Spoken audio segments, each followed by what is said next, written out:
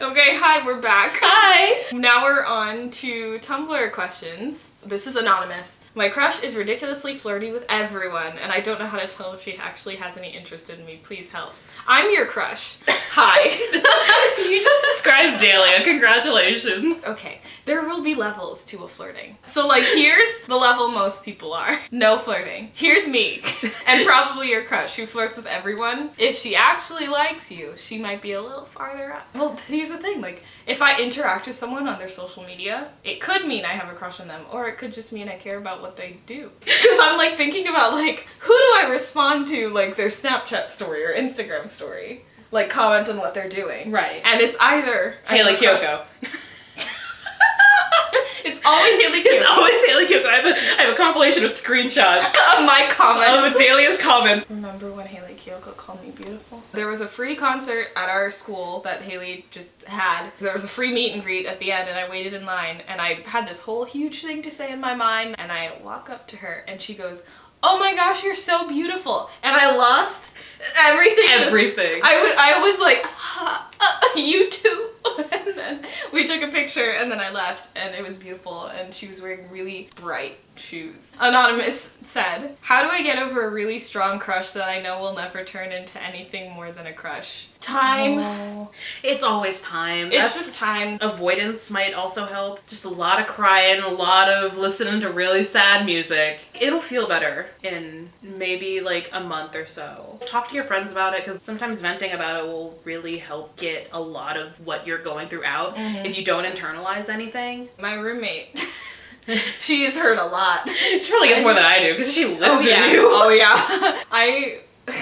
I asked someone out on a date. They said no. So I came home and I told my roommate, I told my roommate's mom, I called my mom, I texted you, I texted my friend Lyric. I'm pretty sure I just told everyone in my immediate circle, and I just like vented to everyone. And once you vent it like feels 6 times. Yeah, no, it feels a lot better. In one night, it feels so much better. Yeah. And then you're like, okay, wait a second, why was I upset? Yeah, because like, similar situation, the crush I'm currently dealing with. Like, I asked them out, they said yes, we hung out on Monday. They're moving away, so there's not really a good chance of it going anywhere. So I spent Monday night going, everything's fine. I got a really good friend out of it, and like I was telling my mom all this, I was telling everybody. Yeah, I'm like okay with this not going anywhere, and then yesterday I got a real big thing of, it's not okay.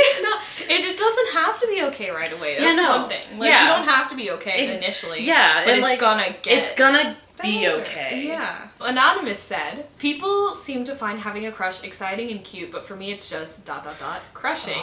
Whenever I have a crush on someone, it kind of triggers an episode of depression and self-loathing because I always forget how to function and interact and end up becoming painfully self-aware about everything I do and say. So I've grown kind of terrified of having feelings for anyone. IDK if you have any similar experiences, but any advice on how to avoid this would be so very helpful. I get being self-aware about everything, but at the same time, I kind of tell myself that if this is like a genuine crush that I want to be with this person, I don't want to feel self-conscious. Like, if I end up spending the rest of my life with them, I wouldn't want to spend the rest of my life feeling self-conscious about everything I do. Yeah. So I feel like I tend to focus on crushes that are more comfortable than nerve-wracking. If I have a choice of which one to pursue... You love yourself.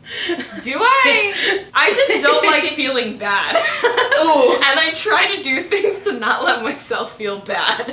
One thing is to remember that they're a person. Yeah. They're just a normal Like, don't person. put them on because that's... Don't put them on a pedestal. Yeah, no, that's a big problem I have when I have crushes, is that, like, I put them on a pedestal and I try to excuse everything they do. When you realize that they are also, like, a flawed human being like you are, it's easier for you not to be self-conscious. Like, what makes you so special that I gotta be self-conscious about you? No. You should be self-conscious about me. Because I'm great. Because I'm great!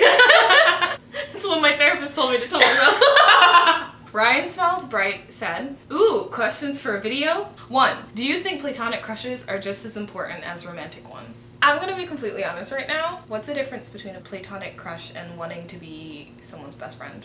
Like, is there a difference, or is it... No, I think they're the same. Okay. I think it's like, oh, you're really, really, really, really cool. Like, someone who you just, like, really, really want to be friends with? Yeah.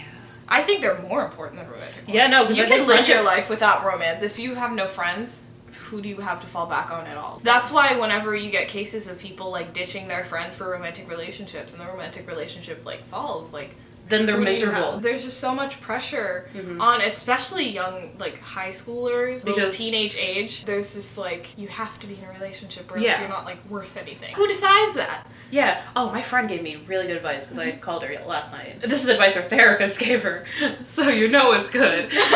Because she was in a similar situation to me where she went 20 years without having a relationship. But her therapist was like, no. Because when you were like from ages 1 to like 10, were you crying about not having a boyfriend or a significant other or anything? No, you weren't. So from like 10 to 20, that's when like you start getting exposed to the media and everything that puts so much emphasis on romantic relationships, and then it starts entering your mind. You made it the first 10 years perfectly fine, and you made it those second 10 years, you're fine. You survived it. Maybe it'll be another 10 years until you get somebody. Or maybe it'll be 5 years. You don't know what's gonna happen, and that's terrifying, yeah. But it's also like comforting in a way because you just don't know what fate has in store for you. Number 2, a story about you and your first crush. Preferred to be embarrassing because why not? My first ever crush was when I was in first grade, I think. I would like see him at the grocery store with his mom and I'd be like, Mom, look, it's him. Our moms would say hi to each other and they would like go off and talk, and we would like go in some of the bigger grocery stores. They have the porch swings, and we would go and like sit on the porch swing and like talk about penmanship. I don't know what we were talking about. What do you talk about when you're in first grade? I don't know. Like what kind of conversations do you have? Cooties. I think my first crush was when I was like 4 or 5. And it was this boy who lived across the street from me when I lived in Ohio. Oh. Got fake married in my garage. That's so cute. Who married you? I don't remember. He had a really beautiful dog. That's it. That's the reason. That's what I remember. Can you think of a word that starts with the letter U that describes crushes? Ugh. UGH. Uncomfortable. The only word that's popping into my head is umoja. Is the Swahili word for unity. That's the only word you could think of. Any other U words? Okay. Anonymous says, how do you know the difference between I want to be with you and I want to be you? Because girls are just so good and I just don't know. Signed, a confused gay. Oh. I don't know.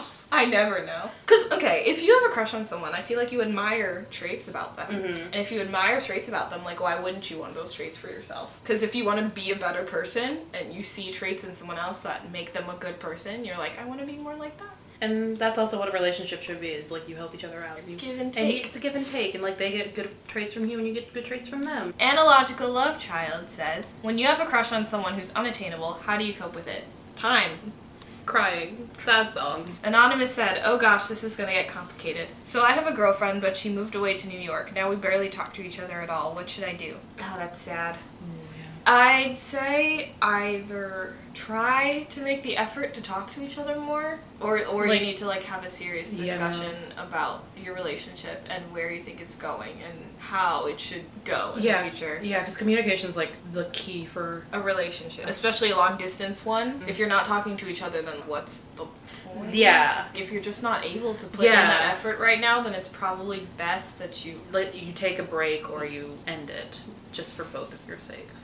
Anonymous said, see, the thing is, I don't know if I have a crush. I like my best friend a lot, and I love her a lot, and I would die for her, and maybe I wouldn't mind kissing her. I have no idea. But I'm pretty sure there's no possibility of her liking me back, so how do I get over it? Well, the fact that you don't know if it's a crush means that it's not heartbreaking if she doesn't like you back for you. Yeah. Because no matter what, you have her as a best friend. And I think that's more important than anything, really. If your friendship is as strong as it appears, then you being like, hey, I might be kind of like a little romantically attracted to you won't end anything. If anything, it'll just clear the air and you guys will get stronger from it. Have you ever had a crush, thought you got over it, and then you still like them? Yeah. Here's the thing about me. I go, I'm so over them. And then the next day I go, hey, they said, how are you to me? And now I'm in love again. And now I'm in love again and I'm planning our wedding. I think I literally also sent you that, where I was just like, he's so dumb. Wait, he messaged me back. I don't have any questions on crushes. I just have a huge one on you. Anonymous, who lives, who dies, this is my story, asks, I'm bi and have feelings for this girl, but I'm afraid that my parents won't be okay with it. Mood. They say they're okay with gay people, but they don't want gay propaganda in their house, and I had to talk to my pastor about my sexuality, so I'm not sure on their stance. I'd say evaluate how dangerous the situation might be with your parents, and evaluate how much you like this girl. Because you could date in secret, there's always that, but that's also Not fun. the media puts a lot of pressure on gay people to come out, but there's not necessarily the need for you to come out Yeah. to anybody. I'd say if you ever do plan on like coming out to your parents, you have to have the backup plan just in case they do reject you. Because, like, we never want to think that, like, our parents will reject us or anything, but, like, at the same time, We as gay people like So- kind of have it's that. a reality It's a reality for a that lot for of people. so many people. so I would recommend not doing anything risky until you know you have somewhere to, like, fall back on. Yeah. Especially if they've already, like, had you talk to your pastor about your sexuality. So, I'd be careful. Especially if you're at an age where you can't really Support yourself. And like even if you are at an age where you can't support yourself and you can't support yourself yet, get to a point where you have enough money to move out or anything, and then you can like be like, yeah, yeah.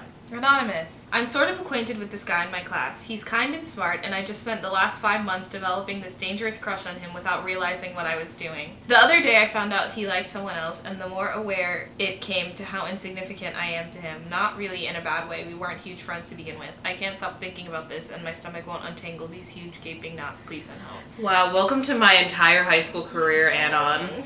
Ooh, that hit really close to home. That was my for high me. school career too. Yeah. Wow. It hurts. It hurts a lot. It hurts, especially when you're in high school. It sucks. Because when you're a teenager, the world is always dying, collapsing, falling. Like, yeah, everything's dramatic. Super dramatic Like- here. I remember in high school, there was a dude that I had a crush on, and I got him a Christmas present. And then that day, I found out that like he had asked out one of like our friends, and like they were dating now, and he didn't tell me, someone else did. So I like called him, and I was like, "Are you dating this girl now?" And he was like, "Oh yeah, I was gonna tell you like tomorrow." And I was like, "Great." And I'm like holding the gift in my hand, ready to give to him tomorrow. Just give it time. It's just a lot of time and a lot of like distancing yourself from him and surrounding yourself with the people that will support you through it, because that's like really important. Who are your celebrity crushes? YouTube, musicians, actors. How many times can we say Haley Kiyoko? Haley Kiyoko for all three. For all three. Oh, Eugene from the Try Guys is a big one for me. He's beautiful. I like Zach. Oh yeah, he's cute. He's cute. What's the name of the actor who plays Chidi on The Good Place? William Jackson Harper. He retweeted my drawing once and I cried. Oh, Jen from Ladylike. I started with Haley Kiyoko, so I'm gonna start with musicians then. Jade from Little Mix. Actors. Jamila Jamil.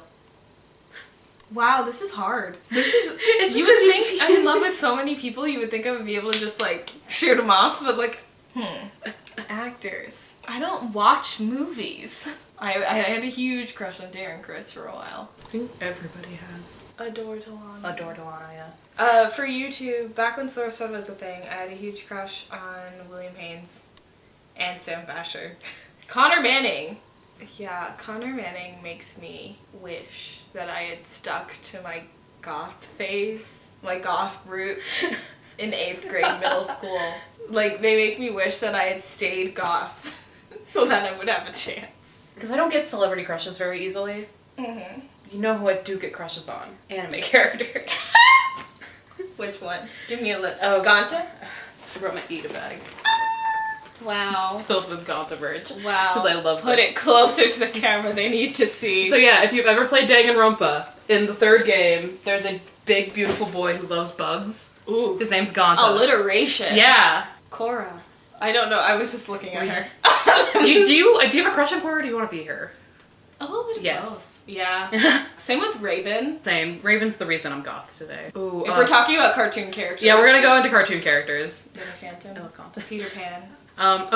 If you watch the Tangled series, Cassandra is the love of my life. Also, Eugene from Tangled. Oh. Flynn Prince Rider. Naveen. Prince Naveen! Yes! Ooh. He's my man. Ooh, he's beautiful. Currently have a debilitating crush on my own boyfriend. Please advise. Listen! Be happy! Be lucky. Appreciate what you have. Appreciate what you have. Thank you for all your questions. I'm sorry we didn't help at all. I hope you enjoyed it. I hope you got something from this. Hope you got something out of it.